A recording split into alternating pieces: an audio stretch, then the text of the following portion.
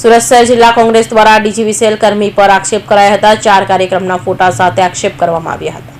ડીજીવીસીએલમાં ફરજ બજાવતા અધિકારી નીરવ દેસાઈ રાજકીય પાર્ટીના જાહેર કાર્યક્રમમાં જોવા મળતા આક્ષેપ કરાયા હતા। જોકે તેઓ ફરજ દરમિયાન હતા કે અન્ય કાર્ય દરમિયાન કાર્યક્રમમાં હતા તે અંગે માહિતી મળી નહોતી। કોંગ્રેસ દ્વારા ચૂંટણી આચારસંહિતાનો ભંગ કરવાનો આક્ષેપ લગાવવામાં આવ્યો હતો। પ્રચાર કાર્યક્રમના ફોટા સાથે આરોપ લગાવતા પદ મુક્ત કરવા અંગે માંગ કરાઈ હતી। કોંગ્રેસી નેતા કલ્પેશ બારોટ દ્વારા ચૂંટણી અધિકારી ફરિયાદ કરાઈ હોવાનું નિવેદન આપ્યું હતું। અને 23 તારીખે જિલ્લા ચૂંટણી કલેક્ટરને સુરત લોકસભાના ભાજપના ઉમેદવાર મુકેશ દલાલના મધ્યસ્થ કાર્યાલય પર દક્ષિણ ગુજરાત વીજ કંપનીના વહીવટ અધિકારી નીરવ દેસાઈ તેમજ બીજા અન્ય કર્મચારીઓ ત્યાં મીટિંગ કરેલી હતી અને એવું વાત કરી હતી કે સુરત સહિત દક્ષિણ ગુજરાતની 4 લોકસભાની સીટ ભાજપ જીતે એ રીતના અમારો પ્રયત્ન રહેશે।